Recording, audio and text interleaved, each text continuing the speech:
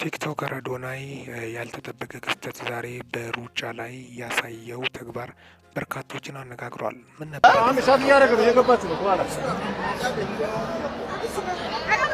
እንደሚታወቀው ኢትዮጵያ ውስጥ ሰው በጣም ከፍ አድርጎ ማጨብጨብ ነገሮችን ከጀመረ ጥንቃቄ ማድረግ ያስፈልጋል።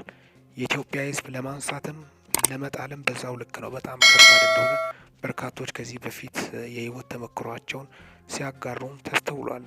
ታዲያስ ሰሞኑን እንግዲህ በቲክቶክ ባልተጠበቀ ሁኔታ በከፍተኛ ሁኔታ በህዝብ ዘንድ ከፍተኛ ተወዳጅነትን ያተረፈ አዶናይን በማስመልከት እንግዲህ በርካቶቹ ግማሾቹ ተቃውሞ ሲያስነሱበት፣ ሌሎች ደግሞ እረ ምን ያውቃል ክፋት የለበትም የዋህ ነው ልጁ በማለትም ሀሳባቸውን ሲያነሱም ተስተውሏል።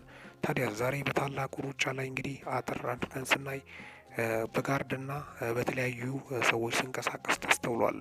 በዚህ ሰልፍ ላይ የተለያዩ ሀሳቦች ሰዎች እሱ ላይ ሲሰነዝሩ ተስተውሏል። ምክንያቱም እንዴት በታላቁ ሩጫ ላይ ጋርድ ይዞ ይገባል?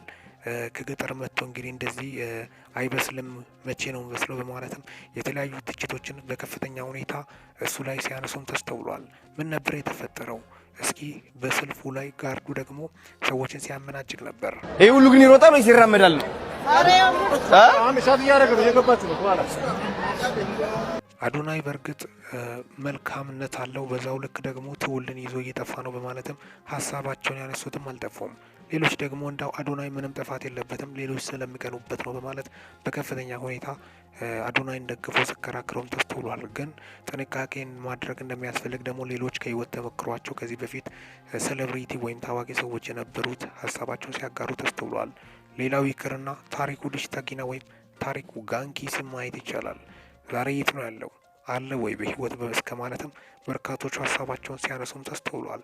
ስለዚህ ጥንቃቄ ሊደረግ እንደሚገባ ጭምርም እያንዳንዱ ስቴፕ ሰው እንከን ፈላጊ ነው፣ ጉድፈት ፈላጊ ነው በማለትም ነው በርካቶቹም እያለ ያሉት። ሀሳባቸውን በማስመልከትም ለእናንተ ይዤላችሁ መጣሁት። ሚኪታ ቦረንፎን ሰብስክራይብ በማድረግ ወቅታዊና ሚዛናዊ መረጃ አገኙ። ሰላም ቆዩልኝ።